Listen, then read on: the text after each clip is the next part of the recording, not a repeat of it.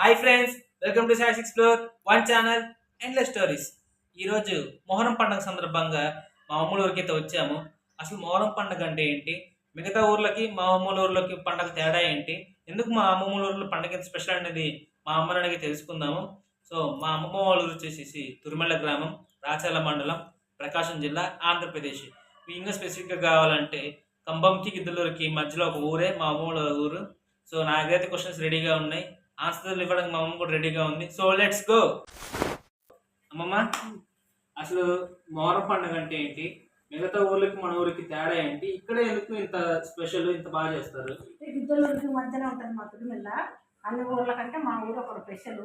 మా ఊరు స్వాములు అన్నా కానీ, పీర్లు అన్నా కానీ గుమ్మటాలు ఉంటాయని చెప్పుకుంటారు. ఆ గుమ్మటాలు అంటే ఏంటి అసలు? గుమ్మటాలు అంటే ఎదురు బొంగులతో చీల్చి దెబ్బలు వాటిని గుమ్మటాల మధ్య తయారు చేస్తారు. మధ్య మధ్యన రంగు కాగితాలు వరికిచ్చి పూసలు అల్లి కడతారు. దాన్ని గుమ్మటం మధ్య తయారు చేసి పైకి వచ్చే కొన్ని అంతా మూసుకొస్తారు. దాంట్లో కర్ర దూర్చి పీరును కూర్చోబెడితే అది ఒక అందంగా ఉంటుంది గుమ్మటము. అన్నిటికి పెడతారా? అన్ని పీర్లకు ఉంటాయి, కొన్ని కొన్ని పీర్లకు. అంటే మాకు ఈ 2 సావిళ్ళు ఉన్నాయి మా ఊర్లో. 2 సావిళ్ళల్లో మా మా ఇంటికి దగ్గర ఉండేది పెద్ద సావిడి. పెద్ద సావిడి అంటే బాగా ఒకరు ఎక్కువ పండగ చేయటం కానీ, జనాలు రావటం కానీ. మా ఈ మా మా ఇంట్లోకి ఉండే సావిట్లో 9 పీర్లు ఉంటాయి. అక్కడ ఉండే కింద ఉండే సావిట్లో 7 పీర్లు ఉంటాయి. ఇక్కడైతే ఏమో 9 పీర్లలో కలిసి కూడా ఒక పీరు ఎక్కువ స్పెషల్. కాసింశం అంటే పెద్ద కాసింశం అంటారు ఆయన్ను. పిల్లలు లేని వాళ్ళు కానీ, ఏదైనా జాబ్ చూసుకోవాలి అన్నా కానీ, ఏది మనసులో అనుకున్నా ఖచ్చితంగా ఆడ నెరవేరుతుంది కాసింశంకి. మా పెళ్ళిళ్ళు అయినా నుంచి అంతకుముందు నుంచి కూడా కాసింశం అంటే బాగా పేరంట. ఆయన వచ్చి నాకు దండేసిన వాళ్ళు ప్రతి ఒక్కళ్ళకు పిల్లలు కలుగుతుంటారు. అది ఒక పెద్ద కాంశం అంటే అదొక నమ్మకమైన ప్రతి వాళ్ళు జాబులు ఇచ్చిన వాళ్ళు కానీ, ఎక్కడెక్కడ వాళ్ళంతా హైదరాబాద్ కానీ, బెంగళూరు కానీ, పూనా నుంచి కానీ, ఎక్కడ ఆర్మీలో ఉండేటోళ్ళంతా ఈ పీర్ల పండుగ ఖచ్చితంగా మా ఊరికి వస్తారు. అసలు పెదకాశం స్టోరీ ఏంటి? పెదకాంచం అంటే మా ఊరు హిందువులే, మా వాళ్ళే కొండకు పోయిందంట గడికి. పోయి ఒకసారి దప్పికై మోపు దించుకొని నీళ్లు తాగాలని పోతే ఆడ నీళ్లు తాగుతాయి. 2 దోశలు తాగినాక 3వ దోశట్లోకి చిన్న చేతులు పీరు దోశట్లోకి వచ్చిందంట. ఆ పీరు తీసుకొని వచ్చి ఏం చేయాలి మనం, ఇది పీరే అని వచ్చి ముస్లిమ్స్ని పిలిచి మళ్ళీ ఇట్లా ఇట్లా పీరు దొరికింది అని అంటే, మాకు ఇయ్యండి పీరు అయితే మేము చేసుకుంటాము పండగ అని చెప్పిందంట పెద్ద మనుషులు. చెప్తే అప్పటి తీసుకొని వాళ్ళు ఆ పీరు దొరికి వాళ్ళకి ఇచ్చిన వాళ్ళు గార్డెన్ ఉండరు ఇప్పటికి అన్ని ఏళ్ళ నుంచి. ఆ పీరు అంతకు ముందు ఎప్పుడు దొరికిందో మా ఆయనకు కూడా గుర్తులేదు. అంటే పెద్దవాళ్ళని ఇప్పుడు అంత చిన్న పీరులు ఇప్పుడు అంతా ఎండి 10 సంవత్సరం కిలో, ఒక సంవత్సరం కిలోన్నర వచ్చేది, ఒక సంవత్సరం 1/2 కిలో వచ్చేది. అట్లా వచ్చిన సందర్భంగా ఎండి అంతా కరిగిచ్చి చిన్న పీరులు పెద్ద పీరుగా తయారు చేసింది. స్వచ్ఛం ఎండితోటే తయారు చేసి 10 సంవత్సరం బాగా తిరునాలు బాగా చేస్తారు పీర్ల పండుగ. అన్ని ఊళ్ళో కంటే మా ఊళ్ళో చుట్టుపల్లెలు మొత్తం వస్తారు. మదారపల్లె కానీ, గౌతారం కానీ, ఒక అనంపల్లె కానీ, అక్కపల్లి నుంచి కానీ, ఎర్రబాలెం వరకు నర్సిరెడ్డిపల్లె ఉండే చిన్న పల్లెలు ఉండే మా ఊరు చుట్టూ. ఆ ఊళ్ళో నుండి తుడిమెల్ల పీర్ల పండుగ అంటే గుమ్మటాలు ఉంటాయి. ఆ పీర్లకు బాగుంటాయి అందంగా. ఎక్కడైనా కానీ గిద్దలూరు, ఖమ్మంలో కూడా పీర్లకు గుమ్మటాలు లేవు, మార్కాపురంలో కూడా. అందుకని మా ఊరు అంటే బాగా ఫేమస్, బాగా ఇష్టపడతారు పీర్లను. ఏదనుకున్నా పెదకాంశం గ్యారెంటీగా జరుగుతుంది. ఈ సంవత్సరం వచ్చి దండ వేసారంటే వచ్చే సంవత్సరం ఖచ్చితంగా పిల్లల్ని ఎత్తుకొని వస్తారు. అది కాదు, నేను ఇంకో స్టోరీ విన్నాను, వాళ్ళు పెళ్లికి వెళ్తారు దారిలో చంపేస్తారని. ఆ స్టోరీ ఏంటిది? అంటే వాళ్ళు మా ముస్లిమ్స్ చెప్పుకుంటుంటే నేను కూడా విన్నా. వాళ్ళు ఏంటో పెదకాంశం చిన్న కాంశమే అన్నల తమ్ములంట. వాళ్ళు పెళ్లి చేసుకోవటానికి తయారయ్యి గుర్రం మీద ఊరేగి పెళ్లికి అమ్మాయి వాళ్ళ ఇంటికి పోతున్నారంట. మన హిందువులు అయితే అమ్మాయి మన ఇంటికి వస్తుంది కాబట్టి ముస్లిమ్స్ వాళ్ళు అమ్మాయి ఇంటికి పోతారు. అబ్బాయిలు వాళ్ళు అట్నే తయారయ్యి గుర్రం మీద పోతుంటే మళ్ళీ ఎదురు మళ్ళీ ఇళ్లకు గొడవలు అయ్యి యుద్ధం అన్నదంట. యుద్ధం పడితే ఇంకా వాళ్ళు చేతనైనంత వరకు యుద్ధం చేసి అలసిపోయి చేతగాక ఒక బావిలో దాచిపెట్టుకున్నారంట. దాక్కుంటే ఆ పైన కింద వాళ్ళు బావిలు ఉంటే అప్పుడు బావికి కపెలు తోలేటోళ్ళు. ఆ కపెలు తోలుతుంటే ఆ కపెలకు అది కపెలు తోలి చేలు పట్టించేటప్పుడు మోటార్లు లేవు అనమాట. ఆ కపెలు తోలి ఆ కపెలకు ఉన్న ఆ కర్రకు ఆ తొండ కరుచుకొని ఉండి వాళ్ళు వెళ్ళిపోయిందిలే ఓడిపోయి అని వాళ్ళు ఎనిక్కిపోతున్నారంట. శత్రువులు ఎనిక్కిపోతుంటే వాళ్ళు ఆ తొండ ఆ కర్ర మీద వండుకొని నిక్కి చూపించిందంట బావిలో ఉండాలని. చూపించేసరికి ఎనిక్కి వచ్చి వాళ్ళని పెళ్లి కొడుకుగా తయారైపోయేటోళ్ళు 2 అన్నదమ్ములు చంపేసిందట. చంపేసి ఇంకా అప్పటి నుంచి ఫస్ట్ రోజు చిన్న సరిగేసి చేస్తారు, మనం పెళ్లి కొడుకుని చేసినట్టు. రెండో రోజు పెద్ద సరిగేసి రోజు పెళ్లి కొడుకు తయారైపోతారు. తయారై పెద్ద సరిగేసి రోజు తయారై ఊరేగించి తరలిపోతుంటారు. తరలిపోతుంటే ఇద్దమ్మండి చనిపోతారంటారు. నీళ్ళ పడే రోజు చనిపోయినారని వాళ్ళనటనే వాక్కు తీసుకుపోయి, మా ఊళ్ళో గుండ్లకమ్మ ఉంది, ఆ గుండ్లకమ్మకు తీసుకుపోయి ఆ పీర్లను అట్ట నీళ్ళలో అద్ది తీసుకొచ్చి పెట్టి మూడో రోజు 9వ రోజు అట్లా వాళ్ళకు కూడా మామూలుగా దినాల కార్యక్రమాలు చేస్తారు. ఇప్పుడు చచ్చిపోయిన వాళ్ళ కుక్కలకి ప్రతిగా ఒక పీరు, పీరు పెద్ద సరిగేస్తే పీరు, ఆయన తమ్ముడితో పీరు, గుర్రంతో పీరు. గుర్రం ఒక్కటి వచ్చేసి 10 కిలోలు ఉంటుంది. పీరు బరువు పీరు కాదు, గుర్రమే 10 కిలోలు బరువు. ఇత్తడి గుర్రం పంచలోహం ఉంది. ఆ గుర్రం ఒక్కటే వచ్చి 10 కిలోలు ఉంటుంది. చందమామ పీరు ఏంటి? చందమామ పీరు అంటే అన్ని పీర్ల కంటే చిన్నదనమాట.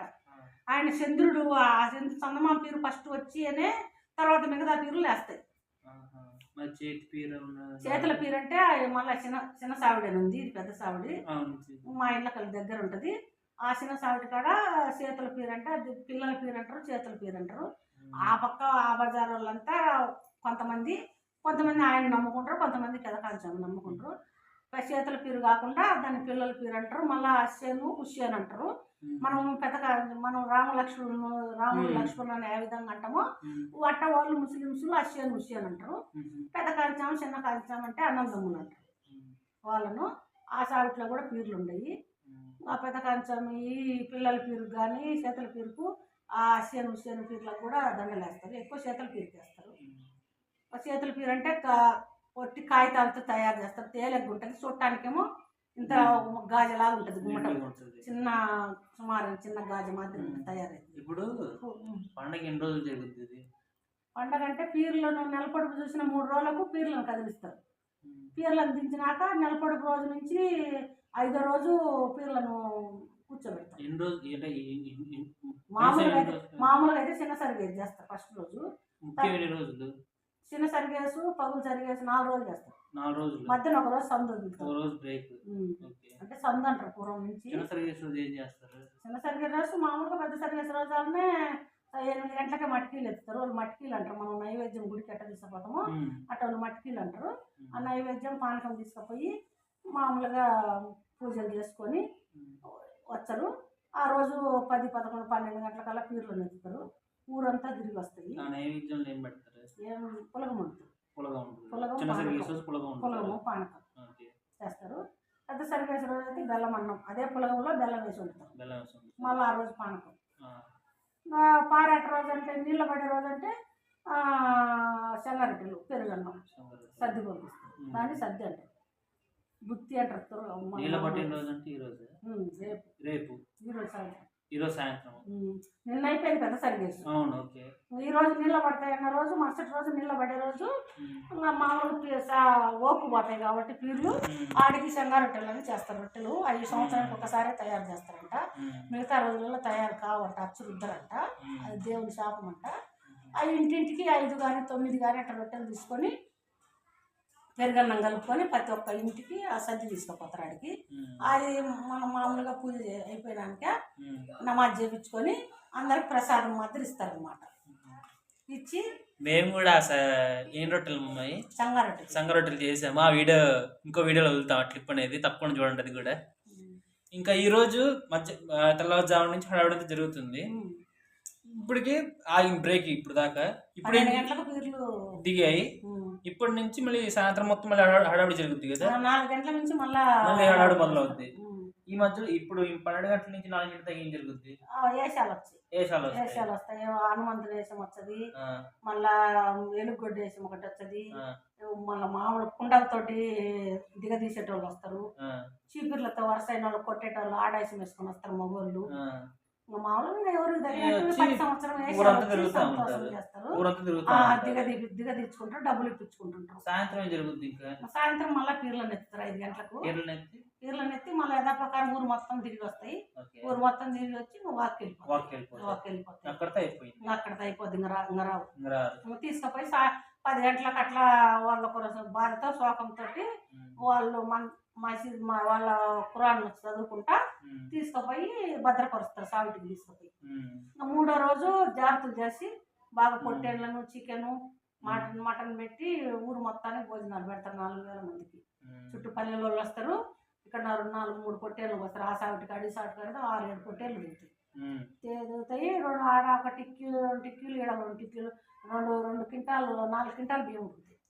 భోజనాలు బ్రహ్మాండంగా పెడతారు. ప్రతి ఒక్క ఇండ్లు సావిట్లో పోయి బొరుగులు పప్పులు పంచుతారు బెల్లం వేసి. మళ్ళీ ఇండ్ల కాడికి వచ్చినప్పుడు మళ్ళీ అన్ని పంచకజ్జాయం ఇస్తాము పీర్లకు నిండు మీద నీళ్లు పోసి. ఆ బొరుగులన్నీ వాళ్ళు కూడా పెట్టుకొని సగం వాళ్ళు తీసుకొని సగం మనకి ఇస్తారు ప్రసాదం కింద. అవన్నీ పోగు చేసి ఒక 2 బస్తాలు వచ్చాయి. అవి మొత్తం మళ్ళీ ఊరు మొత్తం తిరిగి ఒక్కొక్క గిన్నె తీసుకొని ఒక్కొక్క ప్లేటు, ఇంటింటికి ఒక ప్లేటు మళ్ళీ మనకు పెట్టిపోతారు ప్రసాదం. ఆ బొరుగుల పప్పులు కూడా ప్రసాదం మళ్ళీ ఇంటింటికి ప్రసాదం పండగ అయిపోయినాక మళ్ళీ నీళ్లు తిరిగి పెంచుతారు. మన కానీ సగం తీసుకున్నారు కదా, సగం మనకి ఇచ్చిండ్రు. ఆ సగము వాళ్ళు మళ్ళీ ఊరు మొత్తం 2 బస్తాలు అవుతాయి. ఊరు మొత్తం మళ్ళీ ఒక ఇండ్లు వెళ్ళిపోకుండా ఊరు మొత్తానికి. చిన్నపిల్లలకు బాగా దిష్టి తీసుకోవాలన్నా కొబ్బరి కానీ ఒడి బియ్యము అవన్నీ కడతారు. ఆ రోజు పెద్ద సరిగేసి రోజు ఆయన మీద బాగా నమ్మకంతో ఆయన గట్టిన కొబ్బరిలు ఇప్పించుకుంటారు చిన్నపిల్లలు ఉన్నోళ్ళు. అది దిష్టి తీసి ఆయన కట్టిన ఆ గుమ్మటానికి కట్టిన కొబ్బరి గిన్నెలు ఇంటింటికి అంత ఎవరికన్నా ముఖ్యమైన వాళ్ళకి ఇస్తారు. అది ఆ పిల్లలు కానీ పోరు పెట్టి ఏడ్చేదన్నా కొంచెం జ్వరం వచ్చి బాగాలేకుంటే ఆయన పేరు మీద అంత కొబ్బరి దిష్టి తీసి కాల్ చేస్తే ఏటుకు మళ్ళా బాగవుతారు పిల్లలు. అంత నమ్మకం అన్నమాట. పీర్లకు మాన్యం కూడా ఉంది స్వామికి. పొలం కూడా ఉంది, పొలం ఉంది. 10 సంవత్సరం వరి పండుతుంది. వాళ్ళు కొలిచే వాళ్ళు 2 కుటుంబాలు, ఒక సంవత్సరం ఒక కుటుంబం వాళ్ళు, ఒక సంవత్సరం ఒక కుటుంబం వాళ్ళు తెచ్చుకుంటారు. ఆ కుటుంబాలు అంటే వాళ్ళనేమో ఫస్ట్ కుటుంబం వాళ్ళనేమో గిడ్డసాబు గారు అంటారు, 2వ కుటుంబం వాళ్ళనేమో మజీన్ గారు అంటారు. ఆ మజీన్కేమో ఒక 6 మంది కొడుకులు, గిడ్డసాబు గారు వాళ్ళు 5 మంది అన్నదమ్ములు. ఇంకా వీళ్ళ మిగతా వాళ్ళతో సంబంధం లేదు. అన్ని ప్రతి ఒక్కటి సందాలు కానీ ఏమన్నా బియ్యం కానీ వడ్లు కానీ మాన్యం పెట్టింది కూడా మన కులస్తులే, హిందువులే. మన హిందువులే ఎక్కువ వాళ్ళకు సపోర్ట్ చేస్తారు. గుళ్ళో సావిట్లో పోతే డబ్బులు ఇవ్వటం కానీ, ఇళ్ళ కాడికి వస్తే డబ్బులు ఇవ్వటం కానీ, ఏదైనా మనం ప్రతిదానికి వాళ్ళకి అండగా ఉండి ఏదైనా ఆదరవు చూపించేది మన హిందువులే అన్నమాట. కానీ బాయ్ అని 2 హిందువులు కానీ వాళ్ళు ముస్లిమ్స్ కానీ కలిసి చేస్తారు. మా ఊరు ఒక్కటి మటుకు ఆ పండగ మటుకు ఏ పొరుపు లేకుండా. కానీ ఎన్ని 50,000 కానీ 1,00,000 రూపాయలు ఖర్చు పెట్టినా మన హిందువులకు పీర్లు చేస్తారు పెదకాంచామని. మిగతా పీర్లు ఆయన ఇస్తారు కానీ పెదకాంచామని ఒక్కడిని ఇయ్యరు. ఎందుకంటే ఆయన అంత గొప్ప మహిమ గల స్వామి కాబట్టి నిష్టగా ఉంటారు. కాబట్టి వాళ్ళు ముస్లిమ్స్ వాళ్ళే ఎత్తుకోవాలి, వాళ్ళకే ఒంట్లోకి వస్తుంది. ఎవరికైనా ఏదైనా వాళ్ళ నోటి గురించి చెప్తే ఖచ్చితంగా జరుగుతుంది. అందుకని ఆ నమ్మకంతో ఎక్కడెక్కడ వాళ్ళంతా ఈ ఊరికి వస్తారు. ఎక్కడెక్కడ వాళ్ళంతా ఈ ఊరికి వస్తారు. పూర్వం నుంచి ఎందుకు మళ్ళీ పీర్లను తీసే రోజు పెద్ద సర్వీస్ రోజే గుండం రెడీ చేస్తారు. గుండంలో అప్పట్లో కంప పచ్చికట్టెలు తెచ్చేసేటోళ్ళంట. ఇప్పుడు ఈ మధ్య కాలంలో 20-25 ఏళ్ళ నుంచి ఏడన్నా పాత చెట్లు ముసలి ఉంటాయి కదా, అట్టాడు చెట్లు కొట్టించుకొచ్చి ట్రాక్టర్లు 3 ట్రాక్టర్లు కట్టెలు వేసి పెద్ద సర్వీస్ రోజు గుండం వెలిగిస్తారు. తెల్లవారుజులు 4-5 గంటల వరకు గుండం కాలుతుంటుంది. ఒకవేళ అంతగా కాలకుండా ఉంటే పక్కకు దోసి అంతా సాఫ్ చేస్తారు. ఆ రోజైతే నా పెద్ద సర్వీస్ రోజు అదే పిల్లలు లేని వాళ్ళు దండలు వేయడానికి వస్తారు. ఉదయం నుంచి నిన్న పండగ అయింది కదా, నిన్న ఉదయం నుంచి స్నానం చేసి అట్లనే ఉంటారు ఉపవాసము. రాత్రి అంతా తెల్లవారుజాము వరకు ఉపవాసంతోనే ఉండాలి.